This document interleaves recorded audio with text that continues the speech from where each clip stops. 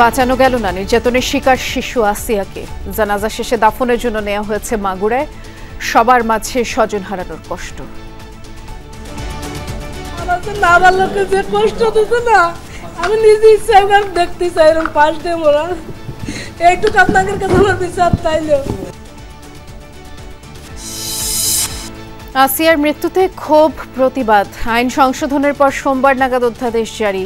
1 সপ্তাহের মধ্যে বিচার শুরু জানালেন উপদেষ্টা। 12-13 জনের 161 স্টেটমেন্ট নেওয়া হয়েছে। আমরা আশা করছি 7 দিনের মধ্যে বিচার কাজ শুরু হবে। 4 দিনের সফরে ঢাকায় জাতিসংঘের মহাসচিব, প্রধান উপদেষ্টা সহ গুতরাসের সঙ্গে ইফতারের প্রস্তুতি কক্সবাজার রোহিঙ্গা শরণার্থী শিবিরে। হঠাৎ ওমরা ভিসা কমিয়ে দিয়েছে সৌদি সরকার। বিমানের টিকিট করেও যেতে পারছেন না অন্তত 30,000 বাংলাদেশি। নাগরিকের স্পর্শকাতর তথ্য দেদারসে বেচাকেনা। নিরাপদ নয় রাষ্ট্রের গুরুত্বপূর্ণ ব্যক্তিদের তথ্য। এনআইডির কার্যক্রম ইসির অধীনে রাখতে মানববন্ধন। ভোটার তালিকা রক্ষণাবেক্ষণ প্রস্তুত সবচেয়ে তার দায়িত্ব, সেটারই অংশ হলো এনআইডি। সো এনআইডি ইলেকশন কমিশনের অধীনে থাকবে। নির্বাচন কমিশন বিশ্বাস করে নির্বাচন কমিশনের অধীনে এনআইডি থাকবে। এবার যুক্তরাষ্ট্রের উপর শুল্ক আরোপের ঘোষণা ইউরোপের। প্রাথমিকভাবে $28 বিলিয়ন মার্কিন পণ্যে দিতে হবে শুল্ক, কার্যকর আগামী মাস থেকেই।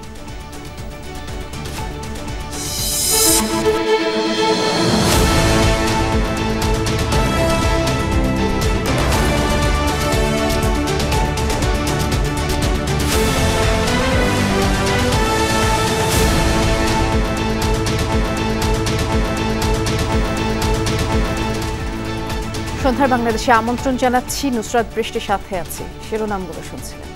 কোটি বাংলাদেশিকে অপরাধী করে চলে গেল মাগুরার আসিয়া। তথাকথিত স্বজনের হাতে পাশবিক নির্যাতনের শিকার হয়ে গত 1 সপ্তাহ মৃত্যুর সাথে লড়েছে এই ছোট্ট শিশুটি। তার এমন অবস্থা দেখে দল মত নির্বিশেষে পথে নেমেছে হাজারো মানুষ, করেছে প্রতিবাদ, প্রার্থনায় বেঁধেছে বুক। কিন্তু সব চেষ্টা বিফল। আসিয়ার মৃত্যু আবারও তুলে ধরল পচে যাওয়া সমাজের ভয়ানক চিত্রকে।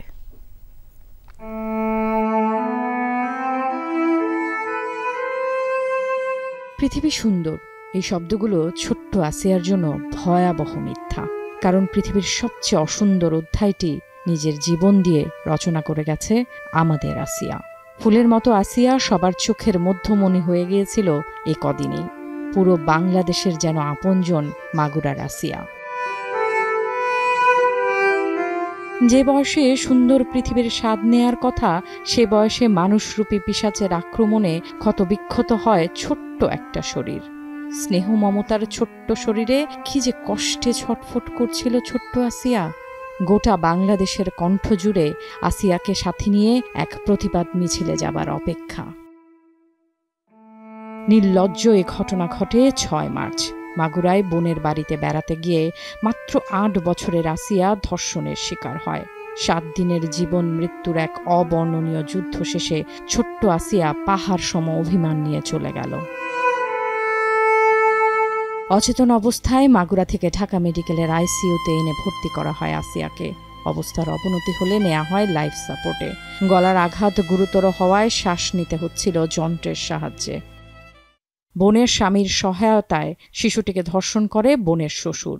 শিশুর মা 8 মার্চ 4 জনের বিরুদ্ধে ধর্ষণ ও হত্যা চেষ্টা মামলা করেন।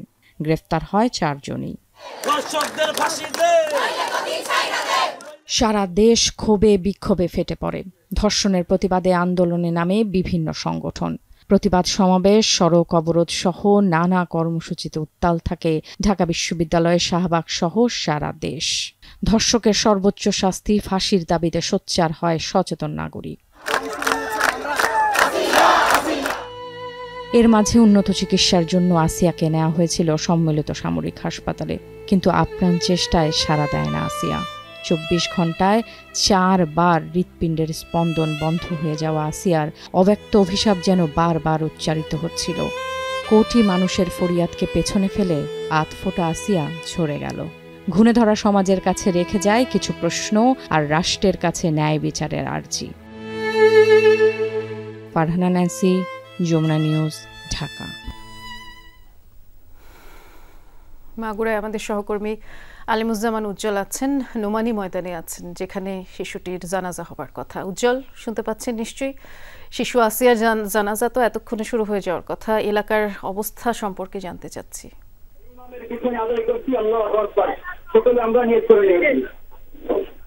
এখনই বৃষ্টি, এখনই জানাজা শুরু হবে।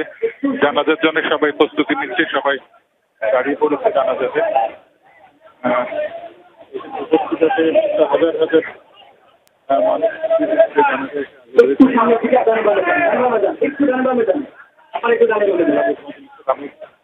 মাওলানা মামুনুল হক এসেছেন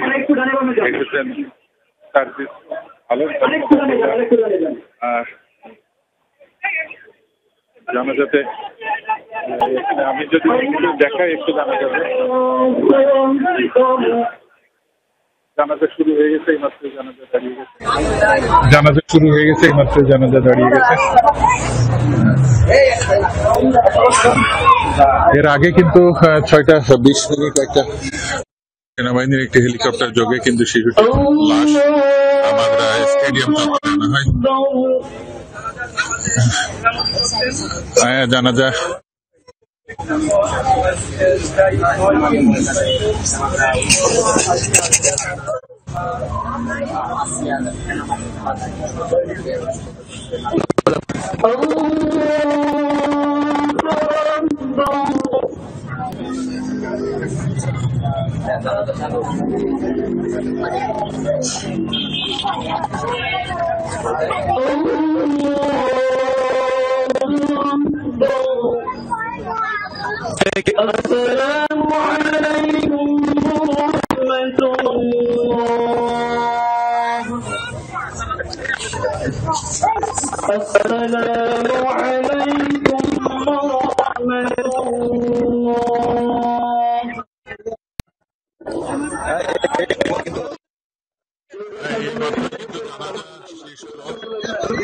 উৎসুক জনতা কিন্তু ভিড় করেছে, হাজার হাজার মানুষ কিন্তু এসেছে।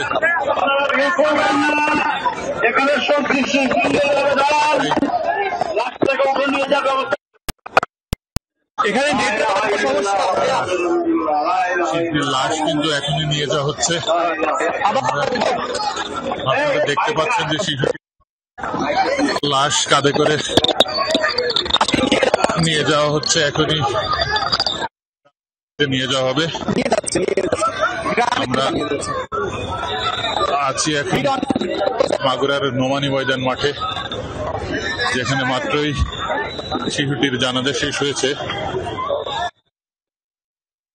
এখন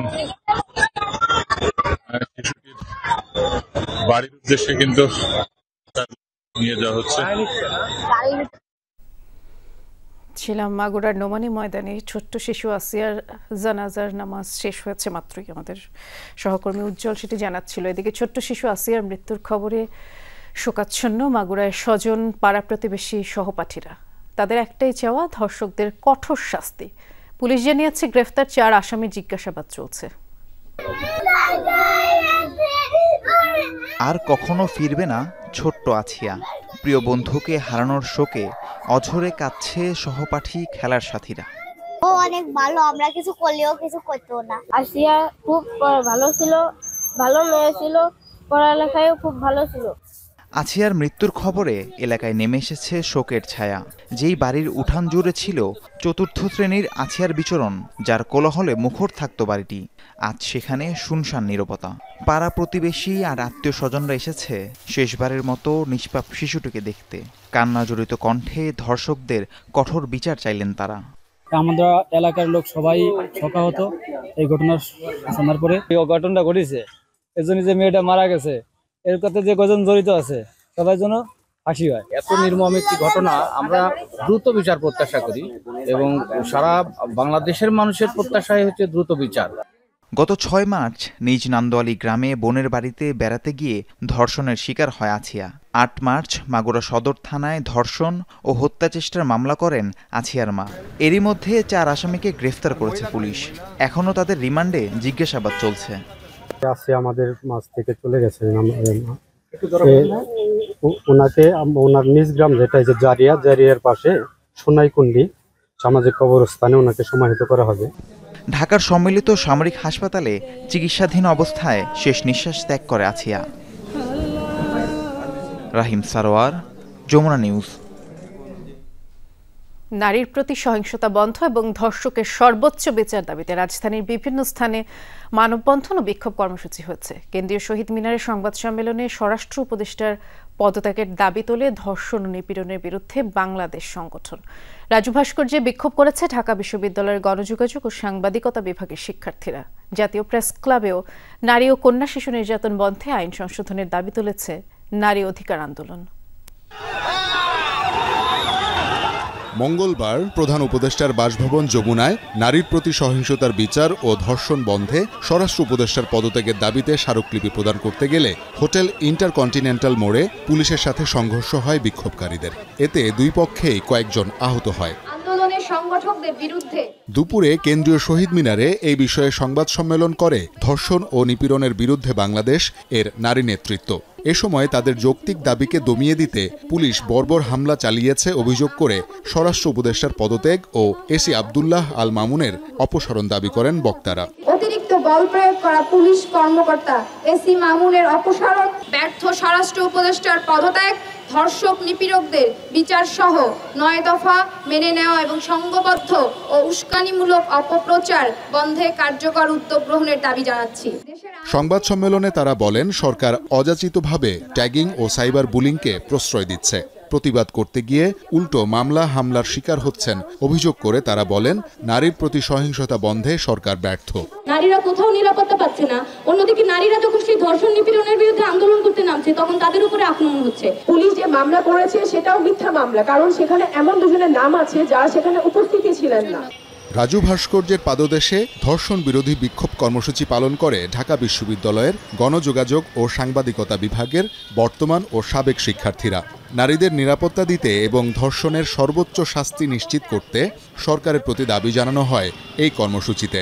যেই বাংলাদেশকে চেয়েছিলাম সেই বাংলাদেশকে আমরা পাচ্ছি না। আজকে আমাদের মা, আমাদের বোন অনিরাপদ। বিচারহীনতা সংস্কৃতি, মোরাল পলিসিং, নারী নির্যাতন এবং শিশু নির্যাতন সর্বোপরি একজন জনগণের নিশ্চয়তা হিসেবে আমি নারী নই, পুরুষ নই, একজন মানুষ হিসেবে সেই দাবি নিয়ে আজকে দাঁড়িয়েছি। আমরা জানতে চাই কেন এই সরকার ব্যর্থ হচ্ছে। আমরা আপনাদেরকে আমরা রক্তের উপর দিয়ে বসিয়েছি, আপনারা এই রক্তের জালকে এভাবে ত্রুটি যুক্ত অবস্থায় রেখে যেতে পারেন না।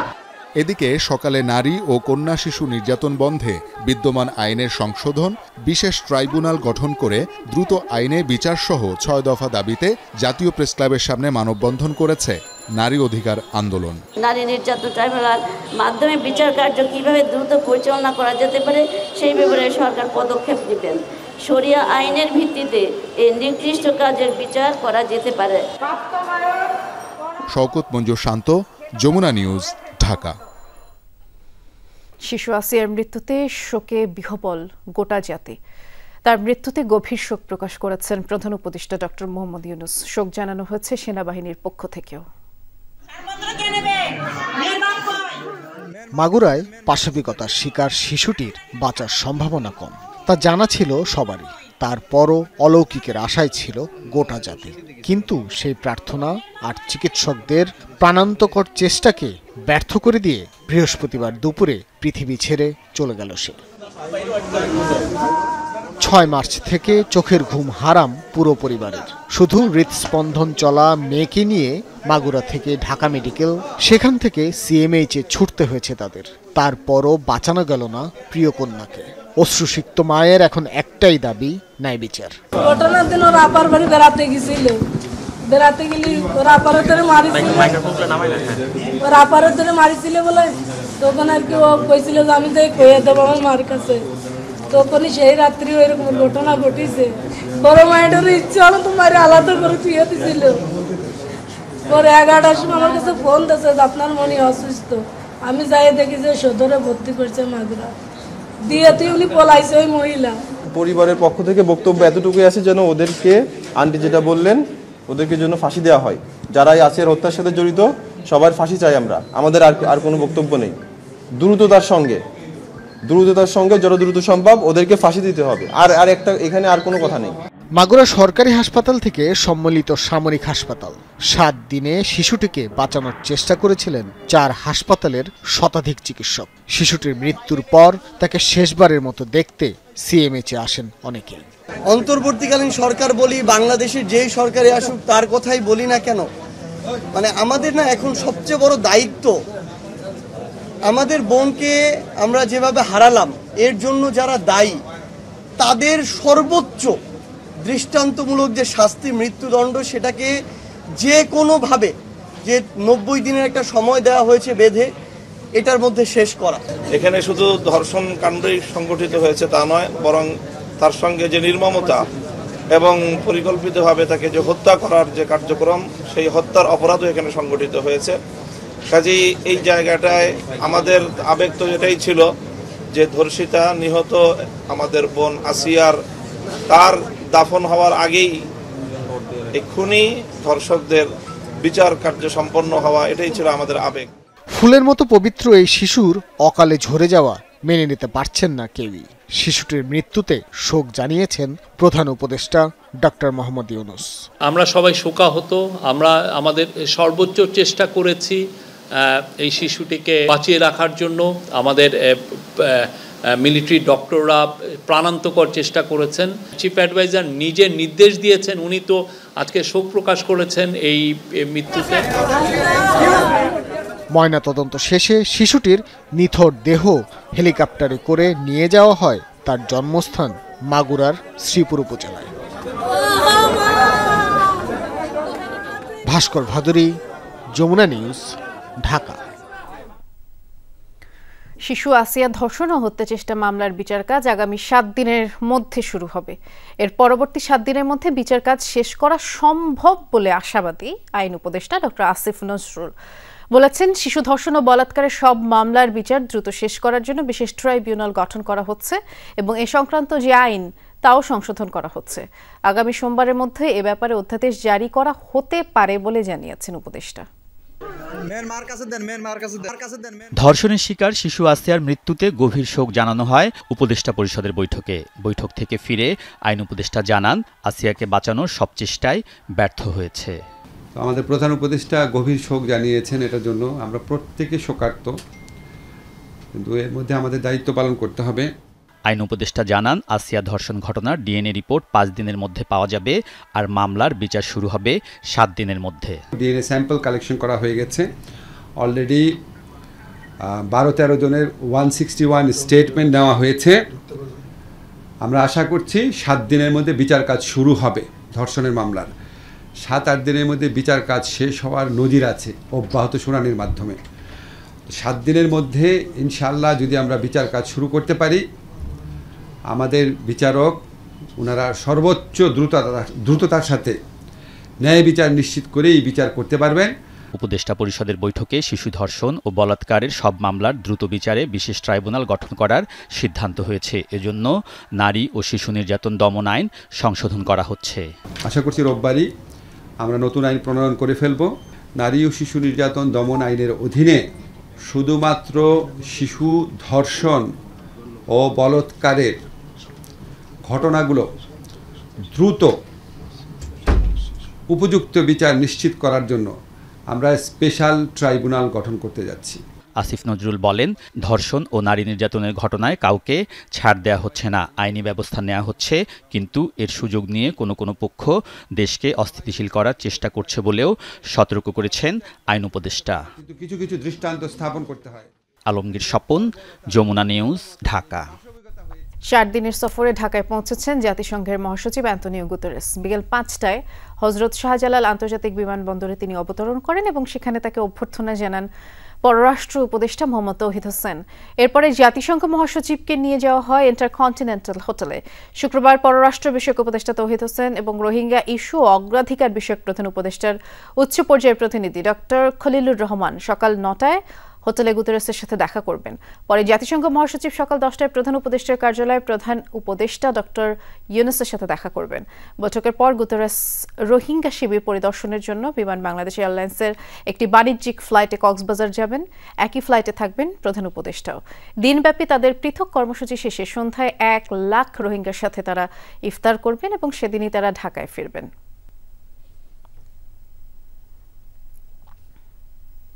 যেমনটি বলছিলাম, আগামীকাল কক্সবাজারের উখিয়ার রোহিঙ্গা ক্যাম্প পরিদর্শন করবেন প্রধান উপদেষ্টা ডক্টর মোহাম্মদ ইউনুস এবং জাতিসংঘ মহাসচিব অ্যান্টনিও গুতেরেস। লাখো রোহিঙ্গার সাথে ইফতারও করবেন তারা।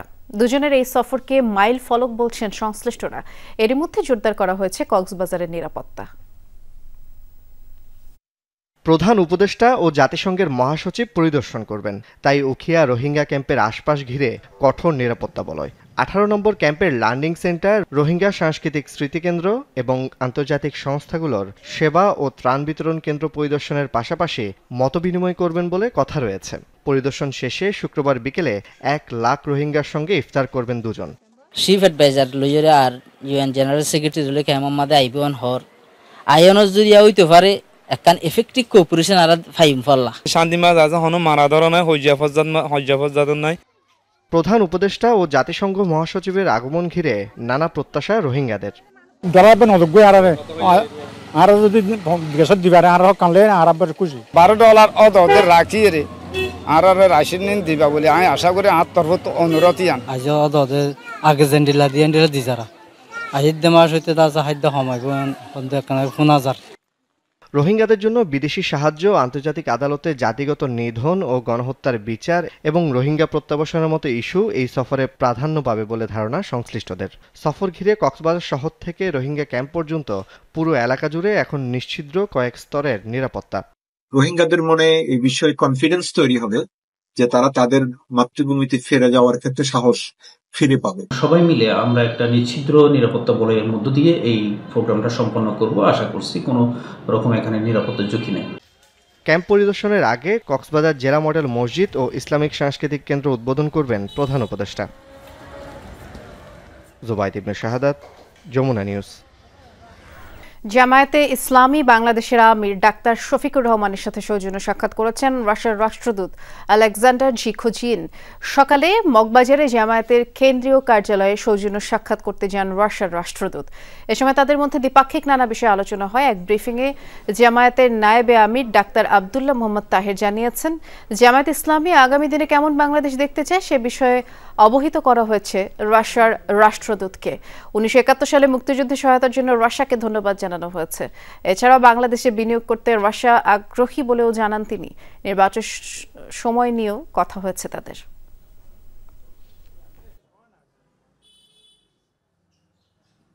নাগরিক হিসেবে আপনার ব্যক্তিগত তথ্য কতটা নিরাপদ? সরকারের কাছে থাকা আপনার তথ্য যে যার কাছে চলে যায়নি এর নিশ্চয়তা কি? সরকারের গুরুত্বপূর্ণ দায়িত্বে থাকাদের তথ্যও কি নিরাপদ? আমাদের সহকর্মী আখলাকুস সাফার রিপোর্টে দেখুন এসবের উত্তর মেলে কিনা। ওনার এনআইডি কার্ডটা বের করতে পারি, ওনার কল লিস্টটা বের করতে পারি, কার সাথে কথা বলছে এসএমএস লিস্টটা বের করতে পারবো, ওনার ফোনের আইএমই ডাটা বের করতে পারবো, ওনার এই এনআইডি দিয়ে কতগুলো নাম্বার তোলা আছে এটা আমরা বের করতে পারবো। এটা কি যে কোনো ব্যক্তির? হ্যাঁ, যে কোনো ব্যক্তি। নাগরিকের এমন স্পর্শকাতর তথ্যের এক্সেস কি যার তার কাছে থাকতে পারে? যদি নাই হয় তাহলে সামাজিক মাধ্যমে এসব বিজ্ঞাপনের কি মানে? বিষয়টা বুঝতে আমরা যোগাযোগ করি বিজ্ঞাপনদাতাদের সঙ্গে। কোনো প্রতিষ্ঠান বা দোকান নয়, তারা কিন্তু কাজ করেন শুধু অনলাইনে। ফোন নম্বর দিয়ে এনআইডি তথ্য, sign copy, server copy, biometric তথ্য, জন্ম নিবন্ধন, আয়কর রিটার্ন, কল লিস্ট সব বিক্রি করছে তারা। এমনকি মোবাইলে আর্থিক লেনদেনের অত্যন্ত গোপনীয় ওটিপিও বাইপাস করে তারা। আমরা যে সময় অ্যাকাউন্ট করছি আমরা হলো 657 জন, এর অনেক বেশি আছে ওর কাছে ইউজার। মানে ধরা যায় 2000 ইউজার আছে ওর কাছে। মানে 2000 মানুষ ওর ওয়েবসাইটটা ইউজ করে। 2000 মানুষ যে কারো তথ্য চাইলেই সহজেই বের করতে পারবে। এটার জন্য সে কত টাকা করে নিচ্ছে? এই শুধু এই বায়োমেট্রিকের জন্য ও 131 টাকা আমাদের কাছ থেকে নিচ্ছে। রাষ্ট্রের গুরুত্বপূর্ণ ব্যক্তিদের তথ্য কি এভাবে পাওয়া সম্ভব? জবাব এলো হ্যাঁ। স্বরাষ্ট্র উপদেষ্টা অবসরপ্রাপ্ত লেফটেন্যান্ট জেনারেল জাহাঙ্গীর আলম চৌধুরীর তথ্যও কি নেওয়া সম্ভব? স্বরাষ্ট্র উপদেষ্টাটাও করা যাবে? স্বরাষ্ট্র উপদেষ্টাটাও করা যাবে। প্রধান উপদেষ্টাটাও চাইলেও করতে পারবো। আচ্ছা, আমরা স্বরাষ্ট্র উপদেষ্টাটা করি তো। বিকাশে দেয়া হলো 131 টাকা। 5 মিনিট পর নাগরিকের তথ্য তো সিকিউর নয়, বরং স্বরাষ্ট্র উপদেষ্টার তথ্য সিকিউর নয় যা দেখা যাচ্ছে। এনআইডি নাম্বার আছে, নাম আছে, জন্ম তারিখ আছে, পিতামাতার নাম, স্ত্রীর নাম, জন্মস্থান, তার বর্তমান ঠিকানা, স্থায়ী ঠিকানা, মানে একটা জাতীয় পরিচয়পত্রের কার্ডে যা থাকে সবকিছু আছে। উপদেষ্টা কার কার সাথে ফোনে কথা বলেছেন তাও কি জানা সম্ভব? 1200 টাকা খরচের বিনিময়ে তাও পাওয়া গেল। নম্বর, কল ডিউরেশন, আইপি, আইএমইআই, এমনকি যেখান থেকে ফোন এসেছে বা গিয়েছে সে ঠিকানা সহ। মানে এগুলো সব করা হয়েছে এখানে? এখান থেকে করা হয়েছে। কতজনের? 17 জনের। শুধু এআইডি থেকে 17 জনের? 17 জনের করা হয়েছে। জন্ম নিবন্ধন করা হয়েছে 4 জন। হ্যাঁ, আর এখানে যেগুলো এপিআই ইউজ করা হয়েছে জন্ম নিবন্ধনের, এই সবগুলা এপিআই দিয়েছে হলো আপনার সিস্টেম অ্যানালাইস্ট।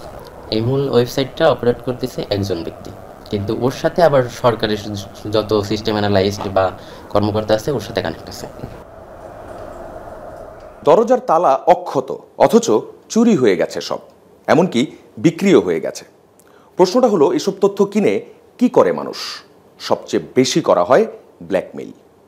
ধরুন আপনার নম্বর ব্যবহার করে এমন কোনো অপরাধ করা হলো যার সম্পর্কে আপনি কিছুই জানেন না, অথচ দাঁড়াতে হবে বিচারের কাঠগড়ায়। 6 বছর ধরে নাগরিকের তথ্যের এমন যাচ্ছে তাই অবস্থা। আখলাকুস সাফা, যমুনা নিউজ, ঢাকা। স্বাধীন ও সাংবিধানিক প্রতিষ্ঠান নির্বাচন কমিশন থেকে জাতীয় পরিচয়পত্রের দায়িত্ব অন্য কাউকে দেওয়ার সিদ্ধান্ত গণতন্ত্রের জন্য শুভ হবে না দাবি নির্বাচন কমিশনের কর্মকর্তা ও কর্মচারীদের। এনআইডি সেবা নির্বাচন কমিশনের অধীনে রাখতে সকালে কমিশন ভবনের সামনে মানববন্ধন করেন প্রতিষ্ঠানের কর্মকর্তা কর্মচারীরা। তারা বলছেন 13 কোটি ভোটারের তথ্য 25টি ধাপে সুরক্ষিত আছে কমিশনে, আর ভোটারদের অনুমতি ছাড়া এই তথ্য কোনো প্রতিষ্ঠানকে হস্তান্তর কখনোই গ্রহণযোগ্য হবে না। নির্বাচন কমিশনের অধীনে এনআইডি না থাকলে ভোটারদের ভোটার হওয়ার আগ্রহ কমে যাবে বলেও জানান। আগামী মঙ্গলবারের মধ্যে 2023 সালে আইন বাতিল না হলে সারা দেশের কমিশন কার্যালয়ে 4 ঘন্টার কর্মবিরতির ঘোষণাও দেন আন্দোলনকারীরা। বাংলাদেশ সশস্ত্র বাহিনীর কর্মকর্তাদের ম্যাজিস্ট্রেসি ক্ষমতা তৃতীয়বারের মতো আরও 60 দিন বাড়িয়েছে অন্তর্বর্তী সরকার। আজ এক প্রজ্ঞাপনে এই সিদ্ধান্ত জানিয়েছে জনপ্রশাসন মন্ত্রণালয়। প্রজ্ঞাপনে বলা হয়েছে, সশস্ত্র বাহিনীতে কর্মরত সেনাবাহিনীর ক্যাপ্টেন ও তদূর্ধ্ব সম পদমর্যাদার কমিশন কর্মকর্তাদের সারা বাংলাদেশে বিশেষ এক্সিকিউটিভ ম্যাজিস্ট্রেটের ক্ষমতা অর্পণ করা হলো। এই ক্ষমতা 15 মার্চ থেকে পরবর্তী 60 দিনের জন্যই অর্পণ করা হয়েছে। এর আগে 13 জানুয়ারি থেকে তাদের নির্বাহী ম্যাজিস্ট্রেটের ক্ষমতার মেয়াদ 2 মাস বাড়ানো হয়েছিল, আর সেই মেয়াদ শুক্রবার শেষ হচ্ছে। দেশের আইনশৃঙ্খলা পরিস্থিতি নিয়ন্ত্রণে রাখতে গত বছরের 17 সেপ্টেম্বর সেনা কর্মকর্তাদের ম্যাজিস্ট্রেসি ক্ষমতা দেওয়া হয়। মাগুরায় নির্যাতনে শিশু আসিয়ার মৃত্যুর ঘটনায় ঢাকা বিশ্ববিদ্যালয়ে মশাল মিছিল চলছে। আমাদের সহকর্মী রেদওয়ান আহমেদ আছেন সেখানে। রেদওয়ান, শুনতে পাচ্ছেন নিশ্চয়ই। এই মশাল মিছিল কার্যক্রম সম্পর্কে জানতে চাচ্ছি, এখন কি কোনো পদযাত্রা কর্মসূচি চলছে? বৃষ্টি মূলত 7:30টার কিছুটা পর থেকেই কিন্তু ঢাকা ভার্সিটির বিভিন্ন সড়ক ঘুরে কিন্তু মশাল মিছিল করছেন শিক্ষার্থীরা। আমরা যদি একটু দেখাতে চাই যে সন্ধ্যা ঠিক 7:30টার কিছুটা পর থেকেই কিন্তু তারা মূলত এই আসিয়ার যে ধর্ষণের যে অভিযুক্তরা তাদের শাস্তির দাবিতে কিন্তু তারা এই ঢাকা বিশ্ববিদ্যালয়ের বিভিন্ন সড়ক তারা প্রদক্ষিণ করেন এবং মূলত টিএসসি থেকে শুরু করে তাদের এই পদযাত্রা মশাল মিছিল কিন্তু ভিসি চত্বরে যে শেষ করে তারা সেখানে একটি গাইবে আনা জানাজাও করবেন, এমনটাই কিন্তু আমরা জানতে পেরেছি। সেই সাথে তারা যেটি বলছেন যে দ্রুত সময় আসলে সেই ধর্ষণের যে বিচার কার্য সেটি যেন সম্পন্ন করা হয়, সেই সাথে জড়িতদের এবং যারা এই নৃশংস আসলে ধর্ষণের সাথে জড়িত তাদের প্রত্যেকের যেন দৃষ্টান্তমূলক শাস্তির ব্যবস্থা করা হয় সেটির দাবিও কিন্তু তারা জানিয়েছেন। এই মশাল মিছিল থেকে মূলত তারা যেটি বলছেন যে যারা এই ধর্ষণের সাথে জড়িত, সেই সাথে এই নারী নির্যাতনের যে সকল সাম্প্রতিক ঘটনা সবগুলোর বিচারে কিন্তু তারা নিশ্চিতের জন্যই মূলত এখানে তারা একত্রিত হয়েছেন এবং এই মিছিলের পরপরই কিন্তু এখান থেকে একটি গাইবে আনা জানাজা অনুষ্ঠিত হবে এবং সেই গাইবে আনা জানাজার মধ্য দিয়েই কিন্তু এই তাদের এই কর্মসূচি শেষ হবে বলে আমরা জানতে পেরেছি। নিশ্চয়ই গাইবে আনা জানাজার পরের কর্মসূচি আমরা আপনার মাধ্যমে জানাবো। ধন্যবাদ জানাচ্ছি রেদওয়ানকে। হঠাৎই ওমরা ভিসা কমিয়ে দিয়েছে সৌদি সরকার। কোটা পদ্ধতিতে বাংলাদেশিরা বাংলাদেশিরা ভিসা পাচ্ছেন মাত্র 8 থেকে 10%। এতে আগাম টিকিট কেটেও ওমরা পালনে যেতে পারছেন না অন্তত 30 থেকে 35 হাজার বাংলাদেশি। এখন টিকিটের টাকা ফেরত পাওয়া নিয়েও শঙ্কা তৈরি হয়েছে। সরকারের হস্তক্ষেপ কামনা করছেন হাব নেতারা। হজের পর দ্বিতীয় সর্বোচ্চ ধর্মীয় আনুষ্ঠানিকতা ওমরা পালনে সৌদি আরবে ছুটে যান মুসলিম বিশ্বের কোটিরও বেশি মুসল্লি। সংখ্যার হিসাবে ওমরা পালনকারী দেশগুলোর মধ্যে বাংলাদেশের অবস্থান ষষ্ঠ। ওমরা হজের এই চাপ কয়েক গুণ বেড়ে যায় রমজানের সময়। এ সময়ে বাংলাদেশ থেকেই ওমরা পালনে যান লাখেরও বেশি। তবে এবার এই চাপ সামলাতে 10 রোজা না যেতেই ভিসা দেওয়ার ক্ষেত্রে বিধিনিষেধ আরোপ করেছে সৌদি সরকার। কোটা পদ্ধতিতে বাংলাদেশিরা ভিসা পাচ্ছেন মাত্র 8 থেকে 10%। তাদের রমজানে ধারণ ক্ষমতার থেকে বেশি লোক এখন মক্কা মদিনায় আছে, যার কারণে তারা এটা নিয়ন্ত্রণ করাটা খুব জরুরি মনে করে এই ভিসা ইস্যু করাটা বন্ধ করে দিয়েছে। আপনি 100 সাবমিট করলে একটা বা দুইটা পাচ্ছেন, কোনো ক্ষেত্রে পাচ্ছেন না।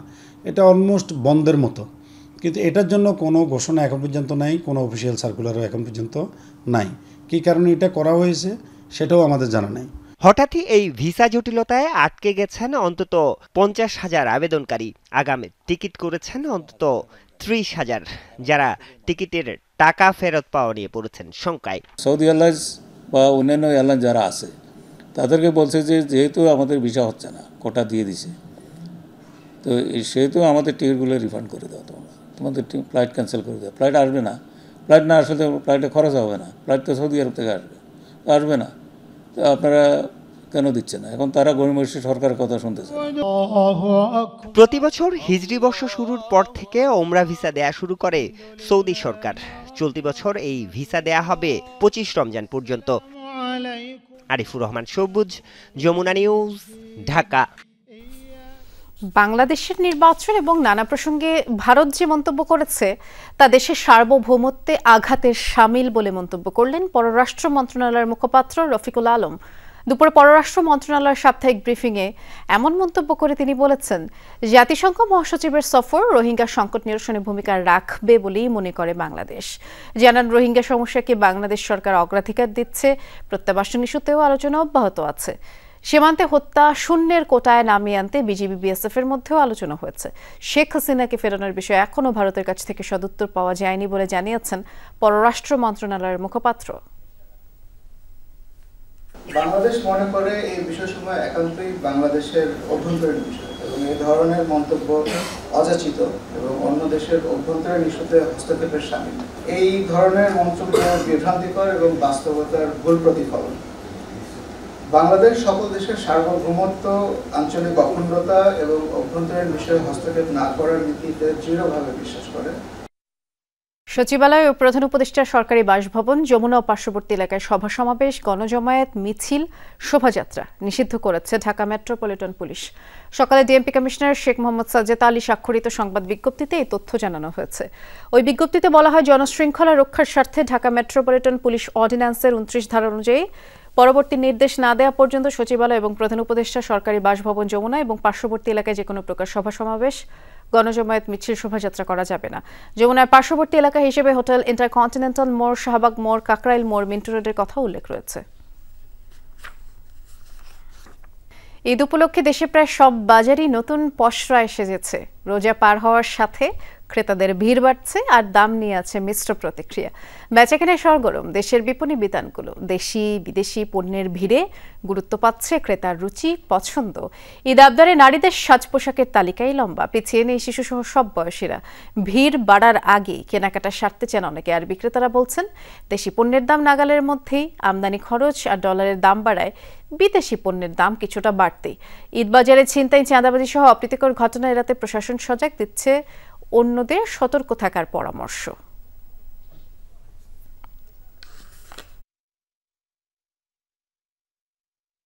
ভিড় বাড়ার আগে নিজেরা নিরিবিলি কেনাকাটা করে ফেলতেছি, যেন কোনো রকমের ঝুট ঝামেলা না হয়। বাচ্চাদেরকে নিয়ে আসলে বাচ্চারও বিরক্ত হয় বেশি মানুষজন থাকলে। খুব একটা ভালো লাগতেছে না এখনো, তাও দেখতেছি এখনো কিনা হয় নাই। আর কসমেটিক্স দেখতেছি, কিছু কিছু জিনিস কিনছি। পোশাকের পুলিশও আমরা ডিপ্লয় করেছি, যাতে করে সাধারণ জনগণ তারা তাদের ইচ্ছে মতো শপিং মল এবং বিপণী বিতানে গিয়ে কেনাকাটা করে তারা নিরাপদে ঘরে ফিরতে পারে। মাগুরায় ধর্ষণের শিকার শিশু আসিয়ার মৃত্যুতে তীব্র ক্ষোভ, প্রতিবাদ, গভীর শোক প্রকাশ করেছেন বিএনপি মহাসচিব মির্জা ফখরুল ইসলাম আলমগীর। আজ এক বিবৃতিতে বিএনপি মহাসচিব বলেছেন, শিশু আসিয়ার ঘটনা সকলকে নাড়িয়ে দিয়েছে। দেশজুড়ে ভয়াবহভাবে ধর্ষণ বেড়েছে, বিভিন্ন বয়সী নারীরা আক্রান্ত হচ্ছেন, শিশুরাও বাদ পড়ছেন না। প্রশাসনের কর্তৃত্ব না থাকায় ধর্ষণের ঘটনা ক্রমশ বেড়েই চলেছে বলে মন্তব্য করেন তিনি। বলেন, ধর্ষণের ঘটনায় দেশের ভাবমূর্তি ক্ষতিগ্রস্ত হচ্ছে। নারী শিশু ধর্ষণের ঘটনা বিগত ফ্যাসিস্ট সরকারের অনৈতিক শাসনেরই ধারাবাহিকতা। তাই এখন এই প্রথা ভেঙে রাষ্ট্রকে একটি নৈতিক জায়গায় আনতে হবে। একটি বৈধ সংসদে ধর্ষণের বিরুদ্ধে প্রকাশ্যে শাস্তির আইন পাশ করার আহ্বান জানান বিএনপি মহাসচিব। এ সময় নারী ও শিশুদের নিরাপত্তায় সরকারকে কার্যকর ব্যবস্থা নেওয়ার জোর দাবি জানান তিনি। এবার মার্কিন পণ্যের উপরে পাল্টা শুল্ক আরোপ করতে যাচ্ছে ইউরোপ। বুধবার এই ঘোষণা দেন ইউরোপীয় কমিশনের chairman Ursula von der Leyen. প্রাথমিকভাবে $28 বিলিয়ন সমমূল্যে মার্কিন পণ্যের উপরে শুল্ক আরোপ করা হবে, যা আগামী মাস থেকে কার্যকর হবে। জাহাজ থেকে শুরু করে মোটর বাইক আরও বেশ কিছু পণ্যের উপরেও এই শুল্ক আরোপিত হবে। তালিকায় যোগ হতে পারে আরও আমেরিকান পণ্য। 2 সপ্তাহের মধ্যেই আলোচনা করে নির্ধারণ করা হবে সেগুলো।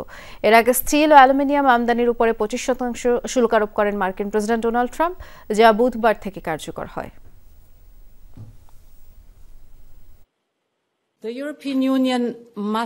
ইউরোপীয় ইউনিয়নকে ভোক্তা ও ব্যবসায়ী উভয়ের সুরক্ষার জন্য কাজ করতে হবে।